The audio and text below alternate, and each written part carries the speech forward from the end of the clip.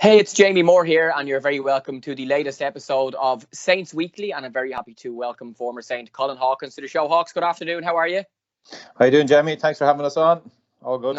No problem, Colin. Thanks a million for coming on. Now, Hawks played for the club for 3 seasons between 97 and 2000. Won 2 league titles, one under Pat Dolan and one under Liam Buckley. Played in those famous Champions League matches against Celtic as well. And one of the best centre-backs in the country during his time with the club, winning lots of personal accolades along the way. And some great days, of course, in the green of Ireland as well.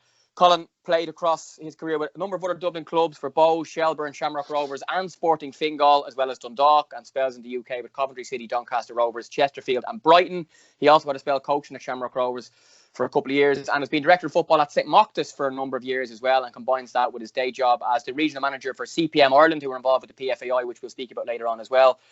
So, Colin, some list of former clubs in your football career, and we're going to focus mainly on your time at Pats. But firstly, we're asking everybody at the start, how's lockdown? And I see you've been practicing those skills in the garden for your St Moctus kids, and you haven't lost a touch. Yeah, thanks. It's been interesting, challenging times, all right, Jamie. But I suppose it's brought me closer to my kids. I've seen a lot more of them, obviously, with the day job, and then you're up at Moctus every evening. So there's been lots of positives in terms of seeing more of my own wife and 3 kids. So that's been good. And as you said, I've started to keep a little bit fitter by doing all these Zoom sessions in the evenings, and we did one yesterday morning with the younger kids at St Moctus. So yeah, it's been very challenging. I've been lucky enough with my job that we continued working, so I've been out working, and Elaine, who's a nurse, would work weekends, so she's been able to be home with the kids. So we haven't been affected like a lot of other families have, but all in all, it's been tough times. Yeah, it's something that every football club is trying to do, is to keep their players, whether they be under 6 or under 16, or even the senior players, interested and engaged in, trying to play football as best they can in their gardens. And you guys have been no different. Yeah, obviously we started off with a couple of Zoom sessions, and we were doing it for different age groups. And, it is hard because you're doing it. We were hoping it was only for a couple of weeks, and then obviously now we're doing it for 2 months, and it's obviously going to be a lot longer, possibly the end of July, looking at the latest guidelines yesterday. So yeah, you got to keep it interesting. So we've been trying to mix it up, and there's obviously people have a limited space and Wi-Fi access, so you gotta come up with new routines. And I would send a lot of challenges on that they can do in their own time, so they can take their phone or their video with their parents and go and find a space in the park and do it. So because now that you can only do so much with your Zoom, you can keep them fit and little ball mastery skills and maybe some ladder work and stuff like that, but it doesn't replace the real thing. And you can see, but in fairness, we're getting good numbers. You get maybe 70 on most of the Zoom, so it's really good. And it's, as I said, it's brought me back to keeping fit and trying to look after the core and stuff like that, which has been neglected. So I've enjoyed it too. And it's something as well that, the kids of this generation, if there is one thing you can say about the lockdown, is they've been lucky with the ability of the coaches and the clubs to use technology. We're sitting here, for example, on Skype. We've done all of our St. Pat's media stuff over Skype for the last few weeks. Sky Sports are doing the same, but all the kids are lucky enough that their parents have iPhones and iPads and access to Zoom, that you can actually do some proper stuff with them via a phone. Yeah, it's a different world. Jesus, going back to our days playing, you wouldn't have had any of this. But yeah, all the kids are nearly better at setting up the Zooms, and they know how to work them. So it's been really good. And a lot of the coaches are doing different stuff like quizzes and different challenges. And I have to say, the FAI, the grassroots stuff, the skills have been really, really good, And I've been following the FAI webinars as well. They've been excellent. Watched Tom Mowen's yesterday, and obviously Ozo's last week. Really good stuff for coaches. So I'm encouraging. We'd have 50 or 60 coaches at Moctus, so I'm encouraging to tune into them. Just to, while you can't be out coaching, there's an awful lot you can still pick up online, and it's great to see people looking at that side of the game as well, because it's so important. Yeah, and every Friday as well on the St. Pat's social media, we've had our academy teams putting up some skills for the local kids to do as well. So everybody's trying their best. So, Colin, let's talk about your football career. And before we speak about Pats, let's talk a little bit about your time under a couple of very famous St. Pat's people in Brian Kerr and the late great Noel O'Reilly with the Ireland underage teams, and a couple of your what turned out to be St. Pat's teammates around that time when you guys made history very far away in Malaysia. Yeah, it keeps coming up. It comes up every year on your timeline around June, and it's brilliant to look back on. We had the 20-year anniversary there last year. I think it was well publicised. Brian Kerr did it off his own back and brought the whole squad together. And I hadn't seen a lot of the lads in a number of years. They were living in the UK, and Mick Cummins and Johnny Burns, fellas like that. It was brilliant to bring everyone back together. So that was the only time I worked with Brian Kerr. I was on the international front. Obviously, we didn't coincide in our Pats days. Whereas Noel O'Reilly, obviously Pat had Noel in at Pats, so I had the pleasure of working with Noel both with the FAI and with St. Pat's. But geez, some brilliant fellas, Noel and Brian. It's great to bump into Brian every now and again. And we do still have our WhatsApp group that we set up for that reunion, and we have a great bit of banter on that with the lads, with whether the boys are in Dublin doing their gardening like Derek O'Connor, or Robbie Ryan over in Liverpool working in the tube station. So we have and obviously Neil Fenn, fellas of that, and Trevor and Thomas. But yeah, it was that was the start of it. Obviously Malaysia, that's when Pat Dolan went over, and he went over to sign Trevor Malloy for Pats, and then he obviously saw myself and Thomas, and I think it was well publicised. He brought the three of us together at Pats, and that was, I suppose, the start of the relationship with Pats, and going on there having three very, very enjoyable years. Did Brian Kerr have much influence in you joining St. Pat's, given that he had just spent so many years with the club before he'd taken over those Ireland teams?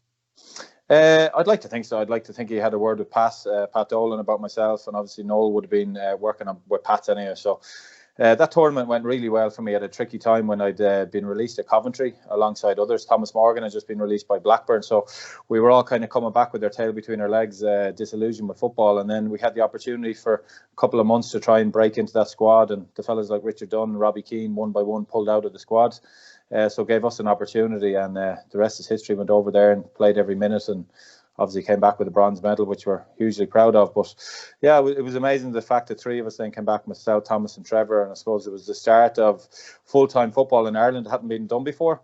So obviously Pat Dolan piloted that, where we had, I think, 8 or 9 of us would train in the mornings as a full-time with Noel O'Reilly, and then Pat would join in as well. And then in the evenings you come in with the rest of the players who were obviously working all through the day. So it wasn't easy. You were doing plenty of training, and maybe looking back, the sports scientists were probably balk at it. But, we got on with it, and as I said, with brilliant times, great memories. And when you were involved in those games in Malaysia in 97, were you aware that people like Pat Dolan were at those matches and were interested in some of the good young Irish players? I didn't really, to be honest. I suppose I'd come back from England, from Coventry, as I said, and didn't know where I was going. I think I was just enjoying the whole experience in Malaysia. And then as soon as I came back, the phone then started ringing straight away.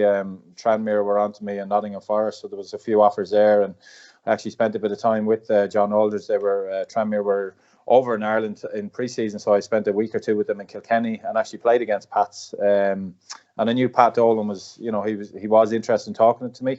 So when a contract was put on the table by Tranmere, and then obviously when I sat down and spoke with Pat and saw his passion for the Super Saints, there was only going to be one answer, And when I knew Thomas and Trevor was there, and the fact that my family we're all in Galway and a lot of them around Dublin, it was a really easy decision. I didn't want to go back for a 2-year contract with John Aldridge, and I knew, having played the friendlies, I did well and enjoyed it. I didn't think I was going to play in the first team. I was only 20, so I thought the right thing to do was play full-time in the League of Ireland, and it was a really good decision, because we had brilliant times and brilliant experience playing in Europe, which I wouldn't have got obviously playing in Tranmere.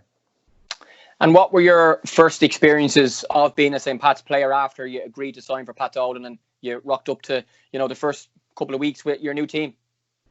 Yeah, we were straight into pre-season, obviously, so it was really tough. And I don't think I ever told anyone this. I remember meeting Paul Azam. He was one of the first fellas to come and put the arm around me and welcome me to the club. Ozo and Eddie and these guys would have been the experienced heads.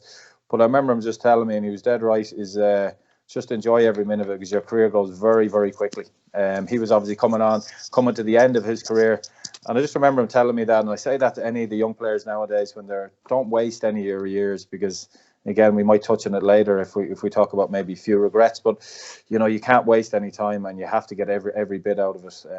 So that was it. We got straight in, and I could see straight away there was a great mix in that squad, some brilliant experience, some really good guys, and then a lot of young fellas like myself, Trevor, Thomas, and there was loads more young players coming through.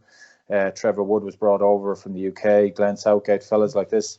Ian Gilzine came in. He was a brilliant influence on me, living with him in a house in Lucan. Ian obviously had a great career, and a really good guy, really good professional. So he was a good guy to learn off. But yeah, it was very evident early on that we had a really unique and special group. And so it transpired when we got together and started playing friendly games, and there was so much competition, even at centre half. Geez, you had Mick Moody, Stephen McGuinness, Packy Lynch, myself, Eric Smith. There was so many people fighting for that position. You had to be on the ball every training session, every chance Pat gave you. You had to make sure you were ready to start the season, and luckily it went well for me, and Pat had a lot of faith to put a young lad in a centre half for that first season, and it went really well, and obviously we went and won the league in dramatic circumstances in Kilkenny on that night. Yeah, I spoke to Paul Ozam on this podcast last week, and Eddie Gormley was on with Ger O'Brien. So a couple of the older players in that time, as you mentioned, and two very, very successful players and two of the best players that this league have probably ever seen. Like when you're arriving up to train for the first time and for the first couple of weeks, and you have someone like a Paul Ozam or an Eddie Gormley putting his arm around you, and maybe having a bark at you in training at different occasions as well. I'm sure that was a really good experience for you as a young player at the time.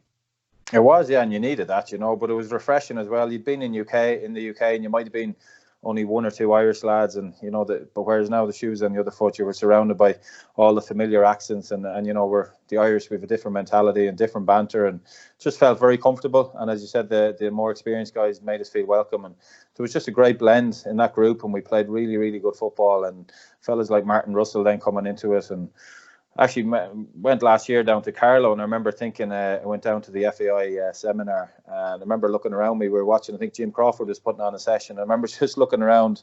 You had Trevor Crowley, Keith Long, Paul Ozam, Eddie Gormley, Martin Russell, myself, Pat Dolan was there in the background, and it was just incredible. It was just kind of just brought it home what a special group that was, that so many of them players went on to have very successful coaching careers, so it was a really, really unique, and I'm sure there was other lads that probably missing out there that have also done serious coaching stuff, so it kind of says a lot about that group.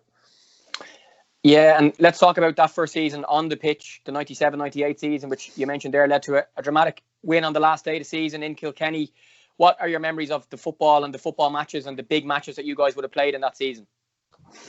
Just the memories. You'd love to have one more night on a Friday night going up playing. That year when we were neck and neck with Shelburne that year, and then the following year when we were up against Cork, it was just special times. But that year, we played brilliant football. Both coming down to the last day, it was obviously Shelburne's title, and they had to go up to Dundalk, and I think it was to get a point, and they ended up getting beaten. I think it was 3-1.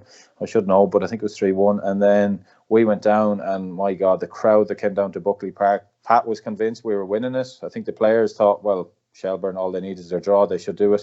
But we went out, and it was such a scrappy game. I think I scored the first, not a great goal you wouldn't be writing home about. And then they equalised at a decent forward up front, Michael Reddy, who went on to play in the UK.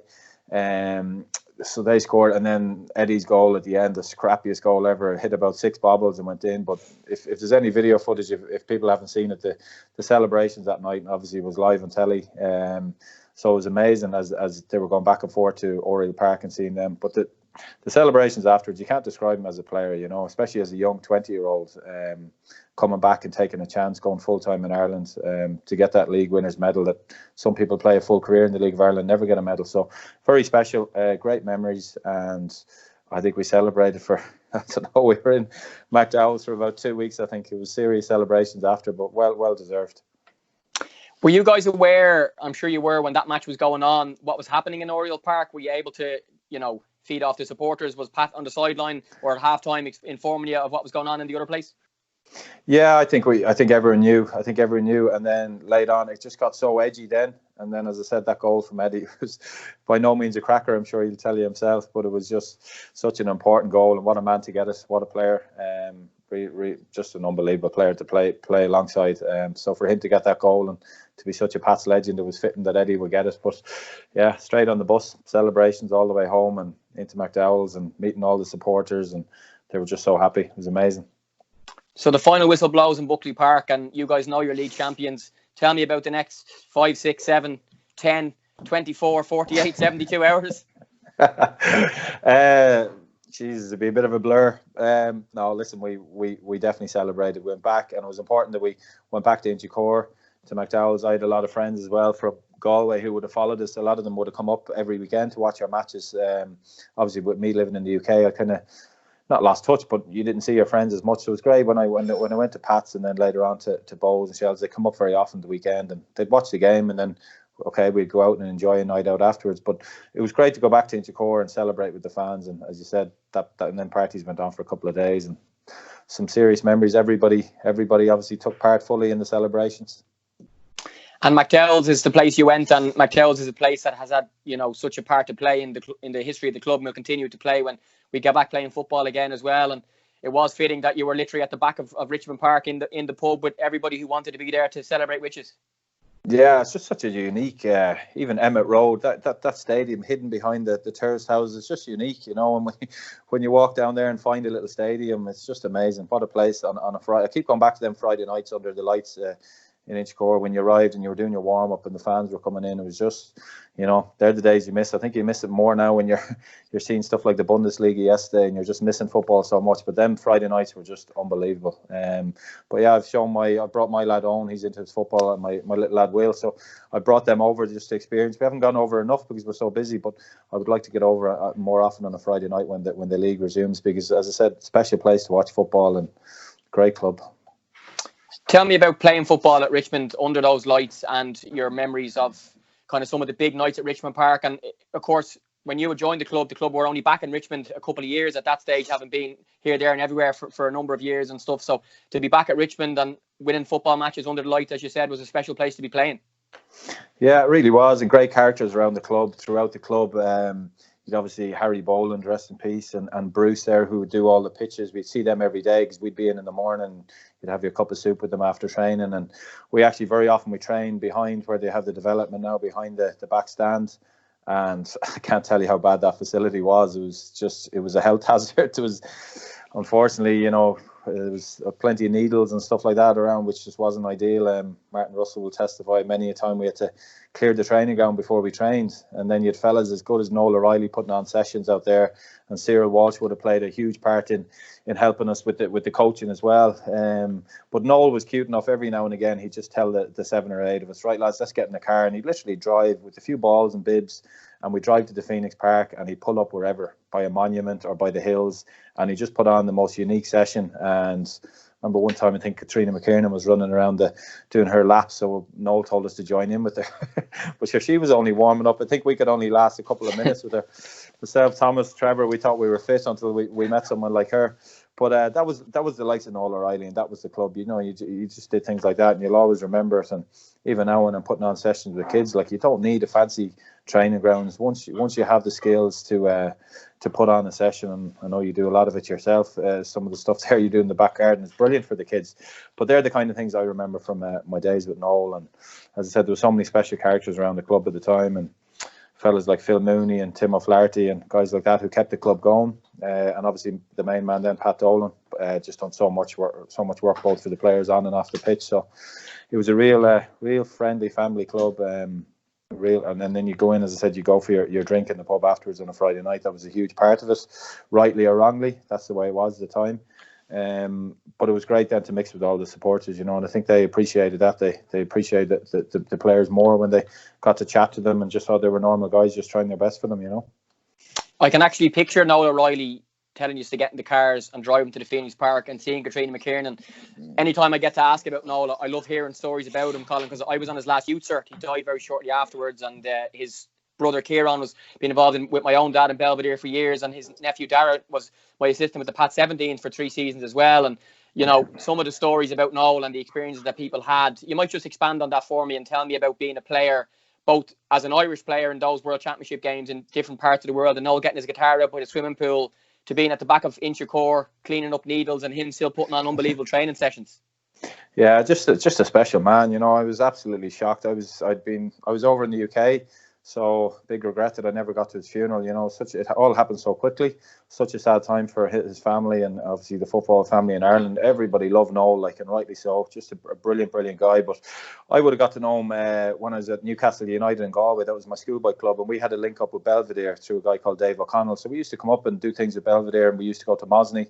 That's where I first would have met Noel. And then anytime he was down in Galway doing any training camps, I would always try and hook up with him and just be involved in some of the sessions. So then to get involved with him when he was on Brian's backroom team was brilliant, with the Irish setup. So like the nights we had in Malaysia, you know, we had some talented players in that group, but it was more what Noel and Brian, everyone will tell you that, all the players, what they did for us off the pitch, just to gel us and unite us. And even if you'll always hear about Noel and the guitar and getting out and having a sing song, and all the other teams looking at you thinking we were absolutely bat crazy.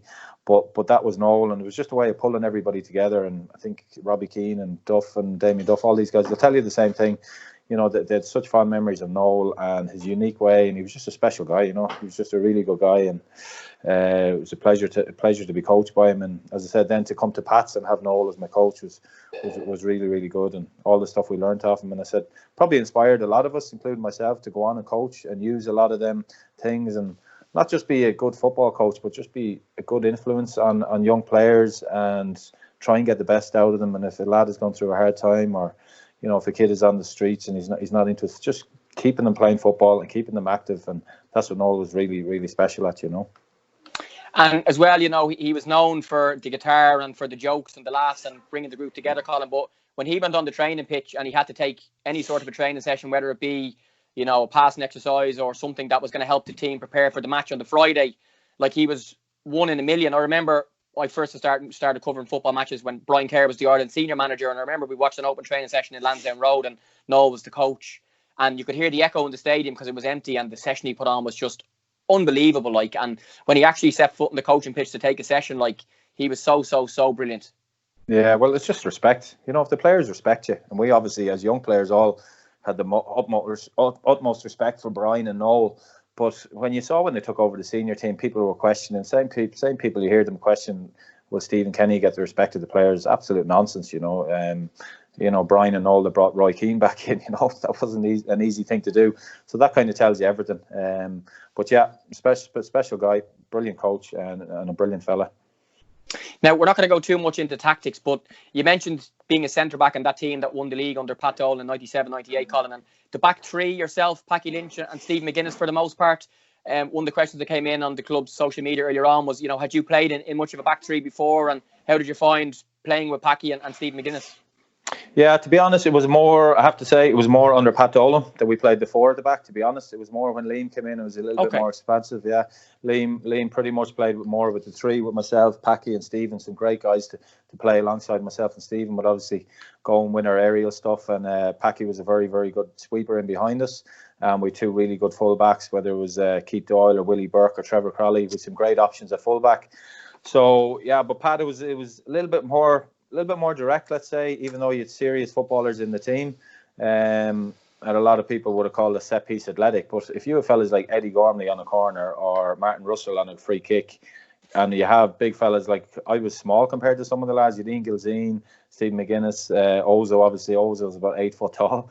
So you had all these guys, so it helped me. I got a nice few goals that year just because all the bigger players were picked up, and I was able to, whether it was sneak in around the back, and that stuff, in fairness to Pat, that he would have worked on, and Noel on the training ground, you know, that we'd isolate people and then try and score, because obviously it's really tight pitch in inch course. So we scored a lot of goals from that, which is playing to your strengths, nothing wrong with that.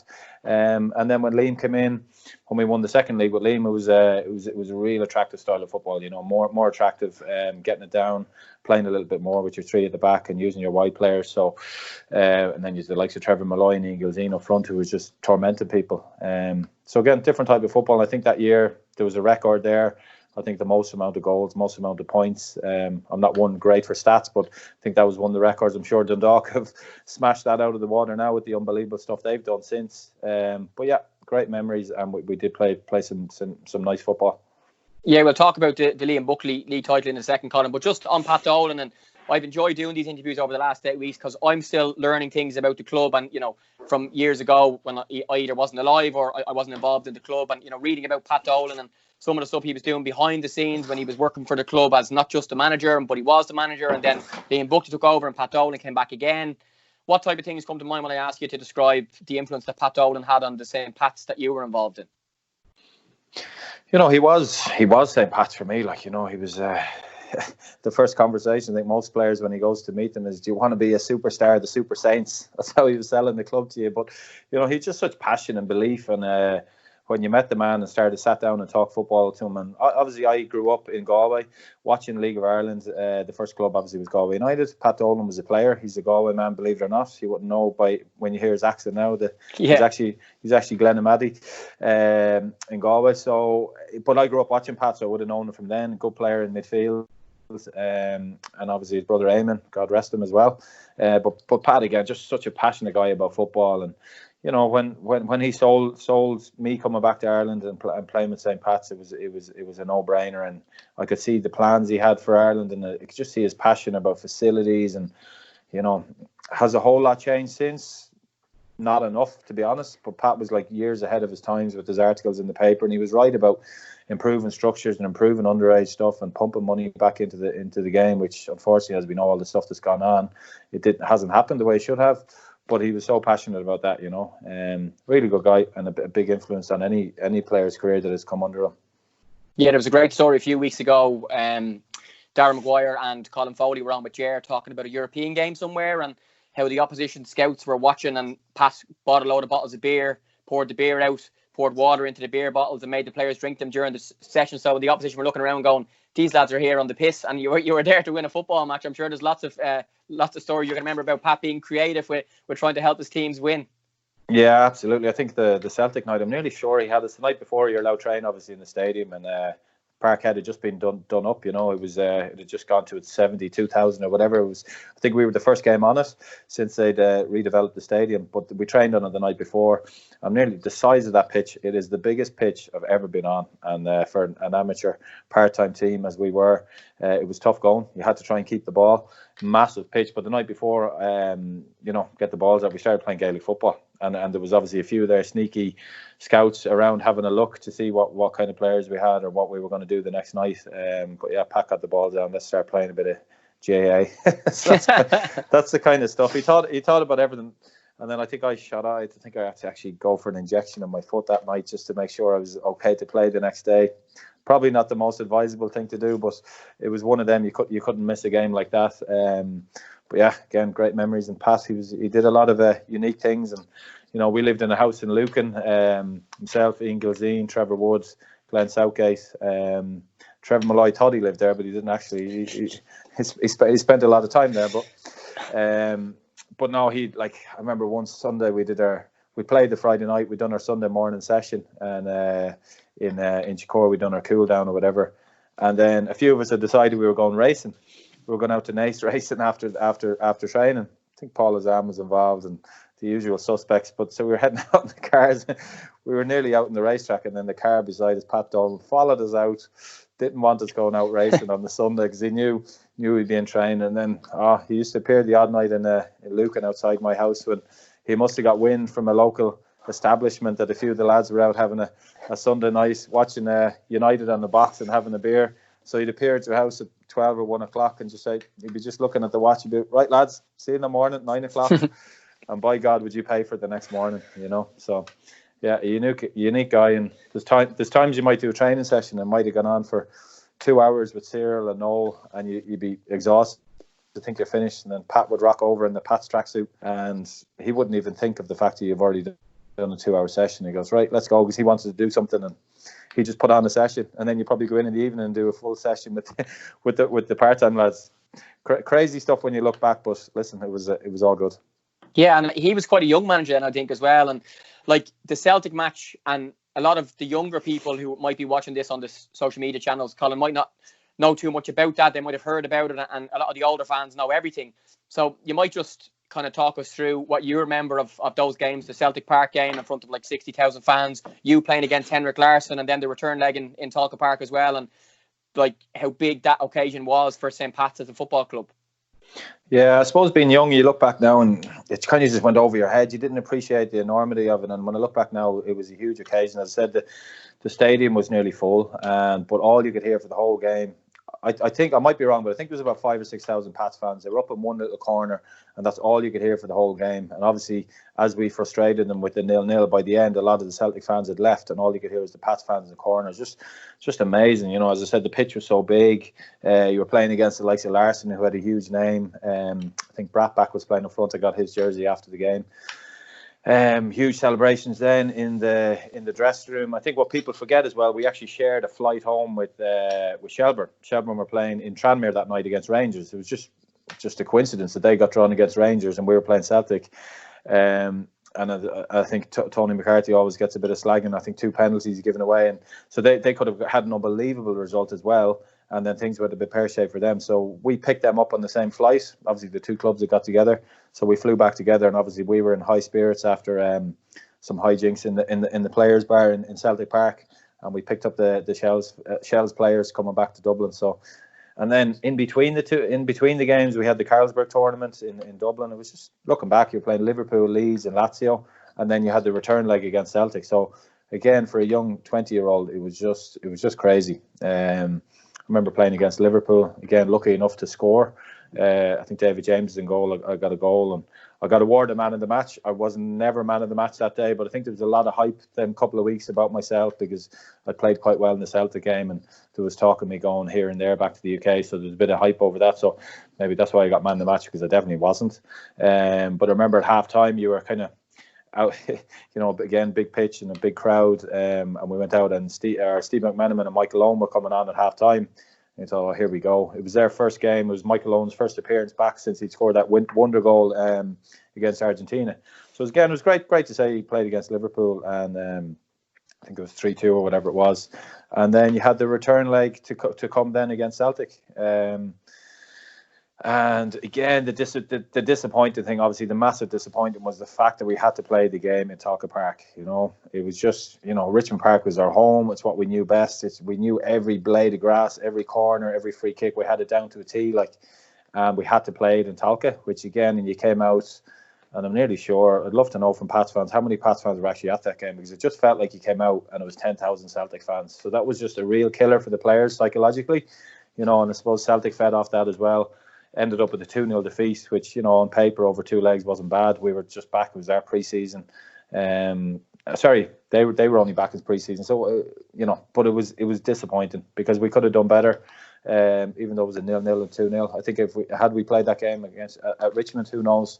But again, great games to look back on. Them couple of weeks, I always remember when people ask me your best memories of Pats, and just to be involved in them couple of games over them few days. And I think Eddie brought it up as well in his interview the other day. Just special times to be involved. Yeah, two great stories. One from Ozo about the players dancing on the tables in the players' lounge at Celtic Park after that result before going to fly home. And then last week, Eddie was telling Ger about half-time of the Lazio game, I think, in that Carlsberg tournament, where himself and Ozo were fairly tired, and they were discussing how they were going to tell Pat they had to come off. And Ozo got in first before Eddie to say, I'm wrecked, Gaffer, I have to come off. And Pat was like, but Ozo's coming off, so Eddie, you can't come off. And just funny stories Yeah, the two boys had it sussed, yeah, and then there was other guys on the bench dying to get on who didn't get on. But yeah, I doubt Ozo was jumping on too many tables the size of him in Celtic Park. But there was definitely hijinks. I don't think that players' bar has ever seen. Again, we were hyper after the game. Again, the crowd and getting the 0-0. I mean, the likes of Dundalk and these guys have gone on to do it on a regular basis since. So them guys probably don't even go near the players' bar. They come home and they get ready for the next leg. At the time, it was just unique. It was just such a brilliant result, and we weren't as professional as we should have been. Definitely, when you look back, we should have been on that flight and taking care of ourselves. But that's the way it was at them times, rightly or wrongly. And it was great for the camaraderie and the crack. But was it the most professional? Probably not. And even having that Carlsberg tournament in between the Celtic games was, definitely not the best preparation if you wanted to get in the next round of the Champions League and get a lot of money for the club. But I suppose there was sponsorship involved or whatever it was. But again, brilliant to play in the old Lansdowne in that tournament. And that year, from a personal point of view, you spoke about maybe interest about going back to the UK. You were the PFAI Young Player of the Year. You were the League of Ireland Player of the Year that season as well. And you were still clearly a very, very young player then. It was your first season in the league. So from a personal sense, you must have been very happy with how it went for you. Yeah, again, it couldn't have gone better. You get the league title, Champions League, that Carlsberg tournament, and a few personal accolades, which is, it's always nice to get them. But it was all about what we did as a team, and then you were building to go on and kick on for the next season. So yeah, it couldn't have gone better for the first year. There was a lot of talk about going back to the UK and a few options here and there, but again, nothing materialised, and I was more than happy where I was. I was enjoying life on and off the pitch. Having good times, having family and friends close to me was really important to me after being hurt a little bit by the whole being released by Coventry, by Gordon Strachan, all that kind of stuff. It was just, maybe not ready at that time to go back. So more than happy then to have my 3 years at Pats. So bring me to 98-99, which ended with another league win. But I think a game into that season, Pat Dolan stepped away from being the manager and Liam Buckley took over. Yeah, again, no idea what went on behind the scenes. I would have been a young player. I don't know why Pat stepped away or whatever. I don't know. But obviously Liam coming in, brilliant guy again, Liam, and played a real attractive type of football.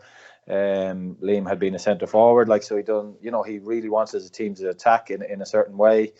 Getting balls wide, getting balls into the box, and he would have worked very closely with Trevor and Inglesine, and any other backup forwards. So it was a different type of football, but really enjoyed it, and we got the ball down and played a lot more, just looking back, like even all the teams I played, I suppose, within the League of Ireland, that the whole FAI plans at the moment of playing out from the back and all that, it's a brilliant way, and I just wish it had come in 20 years ago, that's the way coaches should have been looking at the game, getting it down, playing a little bit more, whereas back then, and any of the guys playing will tell you that kind of level of coaching wasn't there, or that knowledge, or all the video analysis, all that stuff that's so important wasn't there, and it was more about, can we get the best group of players together we can at a certain club, and can we go out and win the league? It wasn't about the way we were playing, to be honest.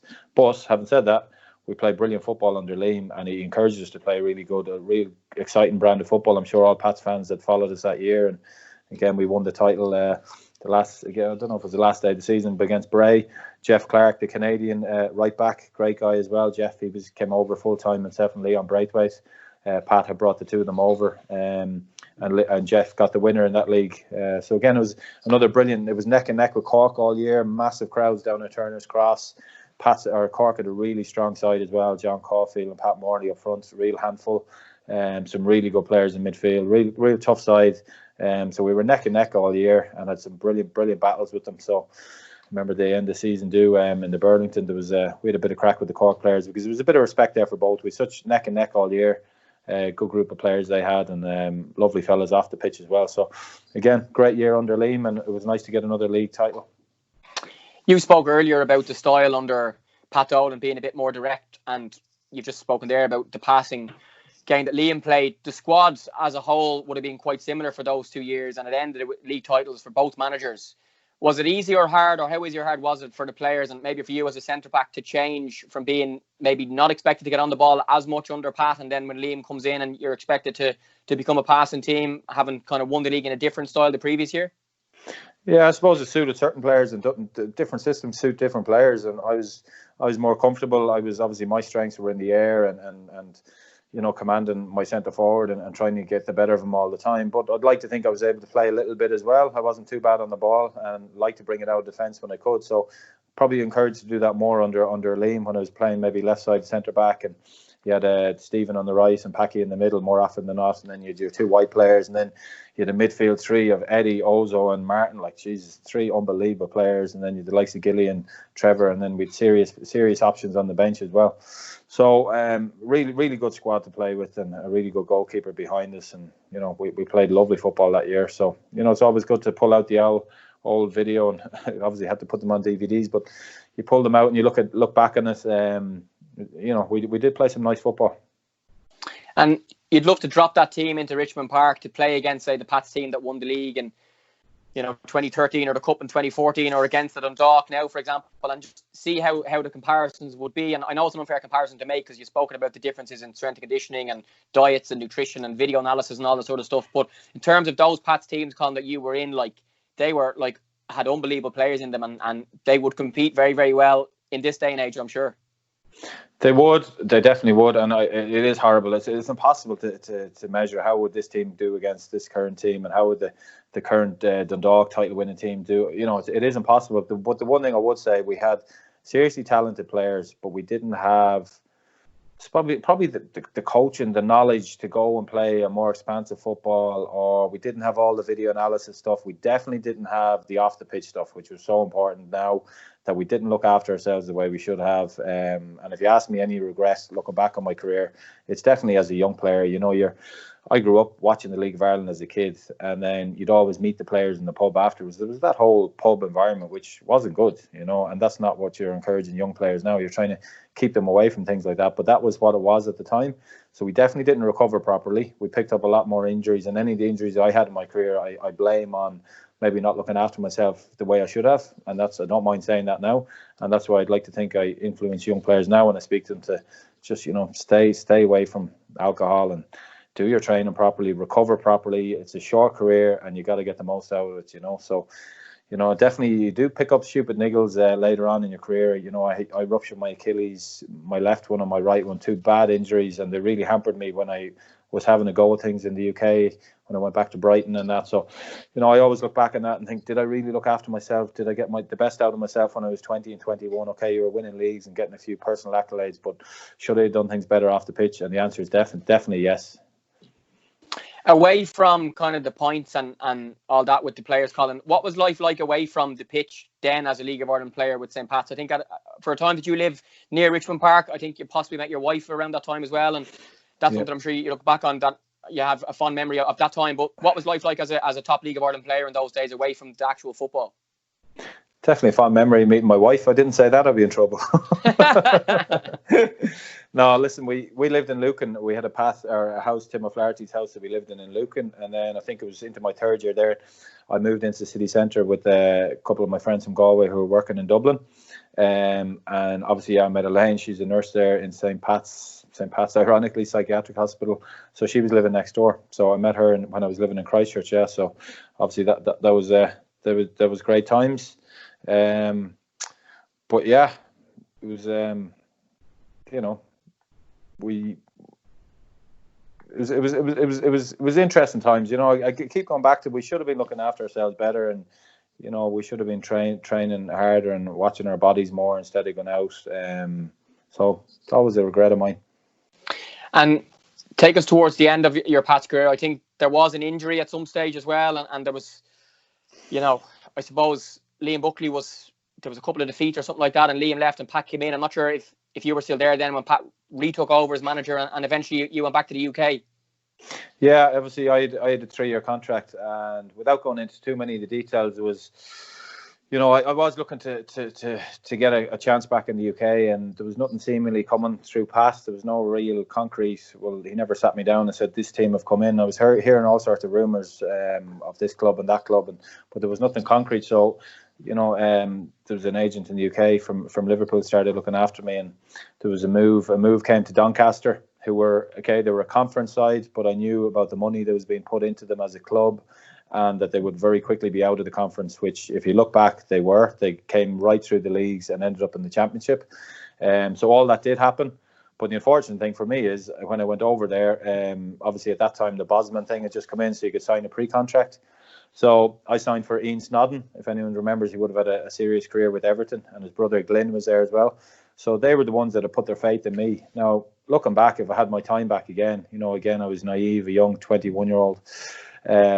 When he got sacked before I even arrived there in the summer, they brought in a new coach, Steve Wignall, who'd been at Colchester. And obviously Steve wanted to bring in his own. He was a centre half himself, so he wanted his own players that he had in the UK, and then brought players in. If you had your time back, you would have said right at the start, listen, this isn't the coach I signed for, and this isn't what I signed up to, and maybe try to get out of it or stay or look for something else. But I went over there, had a couple of years there, went okay, played sometimes in the championship, had a couple of injuries, was tough again. You're back away. Again, Elaine was stayed here. She didn't move over straight away because she was nursing. So you're back in the same situation again. You're over there, way too much time in your hands. Nobody really gave a damn about you off the pitch in terms of your education. You had to pick up any bits you could yourself. So all of that stuff was tricky enough. It was tough to deal with. And the change of management before I got there was definitely a nightmare. That's not what you wanted. So it didn't probably work out as well as I would have hoped. So it was disappointing that way. Yeah, and we're on the St. Pat's podcast, Colin, but for the rest of your career, you spent it away from St. Pat's. You came back and you played for kind of 5 or 6 or 7 years in a very good Bohemians team and a very good Shelbourne team before jumping back over to the UK again. And you would have been playing against the St. Pat's, club that you would have had a couple of fond years at. So those 6 or 7 years playing for Shells and Bows, how was that? And again, in a time in the league when there was, you know, lots of good teams, lots of good players, lots of money around, and, you know, lots of big title races. Yeah, again, the money thing got out of hand. When I was in the UK for them couple of years, I couldn't believe the stories I was hearing from back here about the wages lads were getting, and lads fighting over penalties because they were on crazy goal bonuses, stuff like that. It just went bananas, and that's why you could see clubs like Cork and Shells and a lot of them got into difficulties, you know, and got into serious trouble with it. But you know, I as I said, I did have spells with a lot of other clubs here. I came back. There was a lot of bad feeling, I suppose, that I didn't come back to Pats when the Doncaster thing went. But in honesty, Pete Mann, who was in charge of Bowes at the time, was the one who kept regular contact and was on to me and was really stuck his neck out. And I think they paid a few quid for me to get out of my contract and come back and sign for Bowes. So people wondered why they didn't automatically come back to St. Pat's. Pat Dolan was still there. But, you know, I had my own reasons and things that happened maybe just before I left, and the reasons I went to Doncaster as well. So I went with my gust, and I went to Bowes, and again we had some brilliant times there and picked up a league title there, and then later on went to Shelburne. And you know there's not many people, bar your own Hearys and these guys of the world and McDowells, who stay at the one club in the League of Ireland, because it's not built that way. It's not, you know, you're not getting your 52 weeks employment. It's normally a 40-week contract, and it's a year to year. And if a fella has an option to go somewhere, get a few extra quid, then more often than not the player will do that to look after himself, you know. But sure, even someone like Owen here, he had to leave Shells to go to Bowes when they had financial issues. So that's something that has gone on across the league. And you then jump back to England, ironically back to Coventry, where you'd been as a young teenager before you signed back for St. Pat's, and you spent some time at Coventry alone at Chesterfield and at Brighton before coming back to sign for Liam Buckley again at Sporting Fingal. So you did have another crack at England, which is something that you did always want to do. Yeah, and it's a good story that I try and tell the kids up at Mocktas when I'm having chats about lads if they're doing really well with the 14s or 15s and they're looking to get into League of Ireland as it is now. I'll tell them the story about myself, and it's a decent story where obviously I went over to Coventry. I stayed, did my leaving cert, got good advice from my dad and stayed, even though I could have gone when I was 15 to a couple of clubs, to Palace I think it was, but then I went to Coventry after my leaving cert, and then got released because they were in the Premier League as it was at the time, and there was about 8 centre halves ahead of me. Gary Breen and Liam Daish, the two Irish centre halves, were two of a number. Richard Shaw was there, and there was loads of centre halves ahead of me, so I was never going to get in. There was actually two Irish guys ahead of me in the pecking order as well. So when I got released by Gordon Strachan, you're devastated and you come home. But it was exactly 10 years, nearly to the day, after we won the league with Shelburne. Obviously the team then disbanded because of the bit of trouble at Shelburne, and I was getting married, and then I got a phone call from Eamon Collins, who was looking after me, and there was an option to go to a club in the UK. It was a 3-day, and I was on my honeymoon at the time in Mauritius, so there was an option to go on a three-day trial, and if it went well, there was a contract there, a 2-year contract with and I said, well, what's the club? And when he told me it was Coventry, it was like, this is just bizarre, like I couldn't believe it. So I went over there. Adrian Heath was the manager. I did a 3-day trial. I think on the first day, Robert Page, who was the international centre half, he got a bad injury. So straight away, the trial went really well for the 3 days. I don't know how, because I hadn't trained bar a bit of gym work in the hotel while I was on honeymoon for about 8 weeks. But I think I was on just such a buzz to get another opportunity. So got a contract, and I think 4 days later, I made my debut in the championship against Luton, and we won the game, and we kept a clean sheet. And I thought, geez, I've made it. This is great. So that was really good times, you know, at Coventry. And Ian Dowie was brought in as manager, and I always say he's probably the best manager I've played under, definitely in the UK anyway. Really good guy. So it's just a bit of a story for kids, you know, if you ever get a knockback, you just keep working at it. And, you know, then I always wanted, obviously, playing the first team over there, and then to play a number of games in the championship with Coventry 10 years after and literally went back to the same training ground where I'd lived for 2 years, same laundry ladies and canteen girls, they were all still there. So it's a good little story, the way, you know, you don't ever give up, and you might get a second pop at it. And again, it was going really well until I got a bad injury and had to go to Sweden for an Achilles operation. So that kind of knocked me back a little bit, but good memories.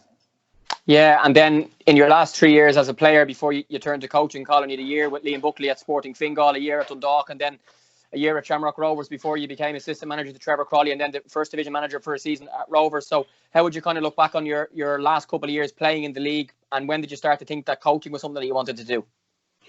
Coaching, first of all, when I was at Brighton, I'd been doing bits and pieces, but I definitely started leaning on they had a brilliant academy there, and it's kicked on to a different level now altogether. But I used to go down and help with the under 10s, under 11s. I do a lot of sessions there, so I started doing my badges there. And then when I came back, I linked up straight away with the FAI and did all my badges through them, the B license, the A license. I stopped at the A license. People ask me, are you going to do the pro? No real interest at the minute. It's a lot of money, first of all, and a lot of time away from work. So, but I have the A license, really happy with that. But I would have started off, as I said, with the younger kids at Brighton. And then it was great then to get the opportunity. I was still under contract with Dundalk as a player. I think I had a year left. Sean McCaffrey had just been brought in as manager. So I sat down with Sean and he was making me captain, and he knew I had a year left in my contract. And again, the club were in a bad state in terms of finances, but I had a contract. But luckily, Stephen Kenny gave me a ring and asked me would I be interested in coming into Shamrock Rovers as a player coach. So it was a brilliant opportunity. So obviously I spoke to Sean, and Sean was probably more than happy because I was on decent contract at Dundalk, which they probably couldn't afford. He was happy to wish me the best and give me a chance to go to Rovers, another massive club in Ireland, and a chance to work with Stephen both as a player. And I suppose I played probably more games that year than Stephen had probably planned because things didn't go as brilliantly as we would have liked. So, and there was a couple of injuries at centre half. So I played quite a lot of games. And then as we know, then Trevor Crowley came in, and Trevor asked me to go in as assistant manager, and then followed on managing the 19s and brought yourself in with me to help. And then we managed in the first division in the Rovers B team. So all really good experiences, I picked up a lot of good stuff off a lot of good coaches. So tell me now about your role in St. Moctus, and I have a couple of St. Pat's quick-fire questions to finish. So if Pat's fans are still listening, we're going to finish on some of Colin's best St. Pat stuff in a moment, and some great questions and comments on Facebook and Instagram and Twitter as well. But you've been director of football or coaching at St. Moctus for quite a while now, and you're in your St. Moctus t-shirt now for those who are listening and not watching, and it's fair to say you're loving life there. Yeah, no, I have to say I really enjoyed it. They approached me at a good time when I was a little bit disillusioned with the Rovers B thing. I actually read about that in the newspaper, which wasn't nice, and you were involved with me at the time. Could have been handled better. And to be fair to Rovers, they're doing it again this year, and it's the right thing to do. But at the time, it probably wasn't set up properly, and everybody wasn't ready to do it right. But they're doing great things at the moment in terms of their academy, as a lot of clubs like Pat's, like St. Kevin's Bowls. A lot of clubs are doing things properly now. But Rovers were kind of the first ones to make great strides, so they're doing brilliant things at it. But that was disappointing, the way things ended there. And then this opportunity at my local club here, St. Moctus. I'm living in Clonsilla the last 20, 25 years, so I've been in the area a long time. And I was approached, so I went up and had a look at it for a couple of weeks, looked at the facilities, looked at the players, and saw what can I do to help these guys first of all. And then I haven't looked back since. Really enjoyed it. We now have we've 26 teams, about 400 kids. A really good little Nippers Academy on a Saturday morning. So keeps you really busy. Probably too much, to be honest, every evening and all weekend. But you get sucked into stuff and it's hard to get out. But you really enjoy it. Dealing with all the tricky parents and all that kind of stuff. It's not easy, but I enjoy the role and really like seeing players push on. And it's been great seeing them over the last 2 months, even working on their game while they can't be at the club. So really enjoying it. Yeah, and you're also the regional manager, Colin, for CPM Ireland, and before that you worked for Diageo, and there's a link there in recent times with the PFAI, and we're trying to help League of Ireland players maybe who are only on 42-week contracts to get some part-time work across Christmas or even full-time work. And it's something that I remember back when we were together at Shamrock Rovers, at the end you took one of those Christmas contracts yourself, and you're there 7 years later working full-time, and you're trying to help other players maybe in your position when you were a player who might need some work away from football. Yeah, exactly. So to sum it up very quickly, the Rovers B thing came to an end very abruptly, and I decided, right, it's too tricky in the League of Ireland. It's not going to, I've got 3 kids here. There's not enough money coming in, and if you get a management role, even you could be gone. The merry-go-round, you could be gone after a few months. So it was time to look for a proper job, to be honest. And I started doing the Christmas merchandising on the Diageo stuff. So basically, going into the off licenses around the country, and then I was lucky enough to get a full-time role. And then I followed that up, so I'm now managing a team. And CPM is a great company for work for. They'd have a lot of other contracts, Britvic and PepsiCo and Vodafone. So I work solely on the Diageo contract, and would have a team now, probably about 40 lads under us. But it was really good then to be able to go back. And obviously Christmas is our busiest time, so kind of came up with a pilot scheme that I ran with. I'd be in regular touch with Stephen and Ollie in the PFAI, who again do brilliant stuff for the players and always have. So I contacted the lads, and we came up with a pilot scheme that, as you said, the guys there who don't get paid over the Christmas, there was only, at the time, I think there's only 3 clubs that were paying lads the whole 52 weeks, which a lot of supporters wouldn't be aware of. But these guys don't get paid, and they sign on the dole. So we were able to bring in quite a lot of them. Kieran Kilduff, Gary Shaw, Dara Leahy, Evan Moran. There was loads. And we've a couple of lads now who were made full-time, the likes of Ryan Swan and Killian Cantwell. We got them full-time jobs, so they're able to combine it with their football. And then so hopefully... the only problem is there's a lot of guys contacting me, but we can't take everybody, and especially in this current climate, we don't know how things are going to end up. Obviously, Diageo have taken a big hit like everybody else. So, but we will be looking to bring in lads at Christmas, and as much as I can help out the PFAI and give these lads, because some of them think, they get the couple £100 a week and they've made it, and that's it, them set. But then when it comes to 30 and they get a couple of injuries like myself, and suddenly your career is done, you need to be really planning. And PFAI, in fairness, are doing a lot of great stuff in terms of education and looking after their mental health. All that stuff is so important. And again, it's stuff, the guidance, all the stuff that I was missing when I was a young player, it's all there now, and the players should definitely be looking at it. They're crazy if they just keep kicking away. And even the lads there, you're with the 17s and 19s of Pats, these guys, they need to be looking at their coaching and doing their coaching badges and really planning their career, and not thinking, right, I'm going to stay in the League of Ireland for 10 years and be a wealthy man, because it won't happen. Yeah, and certainly the link as well that St. Pat's have with Maynooth for scholarships is something as well that a lot of our young players are doing. Colin, we've got 5 minutes left, so I want to keep this to around an hour if we can. Stephen McGuinness, your former teammate and friend from the PFAI, has been one of our Facebook commenters. Is he going to say something nice or not nice about you? And it's nice and simple. He says, the best defender in the league by a mile at that time, had everything and unlucky not to get an Ireland cap at some stage. Yeah, thanks for Stephen. Yeah, I played alongside Stephen. I let him kick everybody, and then he made me look good beside him. But a great fella, and has done great work in the PFAI. So thanks for that, Stephen. The Irish thing, listen, I was lucky enough to play for Ireland all the way through 15s, schools international, the under 20 World Cup, under 21. I got a load of under 21 caps. I was lucky enough to get a lot of 21s caps. A B cap. I was supposed to get a B cap, and I was supposed to go to the USA that time under Mick McCarthy. And again, I think it was either a hamstring or a groin injury. I remember having to contact Pat Devlin at the time who was involved. So that would have been probably a 1 cap wonder. I could have gone over there and got a cap, but wasn't to be. But again, no regrets. Anthony Byrne says, poor Colin scores an absolute screamer in a game. Stephen McGuinness says it was against Sligo. Clearly the goal of the season material. But then Eddie Gormley knocks one in from the halfway line. Ask him about that. And Stephen McGuinness says it absolutely kills you. Yeah, I didn't score. Well, as I said earlier, I scored a few headers and got a few goals in around the back post, and I scored a couple. But this particular night, a Friday night against Sligo, I think we won 3-0. Got an abs. It was one of them, if you remember Tony Yeboah's goal, not to exaggerate, but I just caught it lovely, hit the crossbar up and down, so it looked really good. And thought, this is it, right? I've got goal of the season here. This is going to be all over the place for years to come. About 5 minutes later, Eddie took one on. I think he took it on his left. He was very close to the halfway line because I wasn't too far off him. Took it on one thigh, brought it onto the other, a half volley, and done the keeper with it from literally the halfway line. So it'd be great to get footage of them 2 goals. Maybe they're not half as good as I remember, but definitely it was devastating when Eddie, a couple of minutes after, got an unbelievable goal. But that was Eddie, two feet, it didn't matter. Yeah, Jimmy Connor says, a really fine centre half, great reader of the game, never saw him have a bad game. So that's a nice one. Right, Colin, a couple of quick fire ones to finish. Best Pats player you played with and why? There were so many. There honestly was in different positions. I suppose I'd have to go for Eddie, and it's tough. Like Trevor Malloy was an unbelievable player. Probably Eddie, just for two brilliant feet, and had a bit of everything. Had a bit of nastiness about him as well, but was well able to play. And again, a fella, I'm sure if you look back, like in the UK, he was at Doncaster as well actually, and I think he went over to Spurs starting off. But again, how he didn't do more unbelievable things, because what I saw of him, what an unbelievable talent. Yeah, really good player. Best player in the league that you played against, and it doesn't have to be across your time at Pats.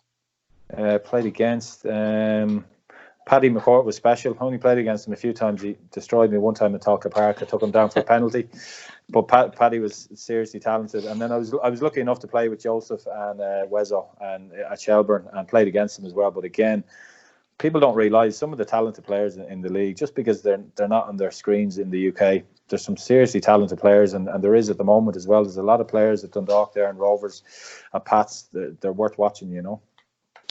Your favourite St. Pat's goal that you scored? It was probably that one until 5 minutes later against Sligo. No, it was probably that. It was just a nice hit, and it was one. Not really a centre half is going to score too often, so that was a good one. Is there one St. Pat's memory that sticks out from a positive sense, obviously?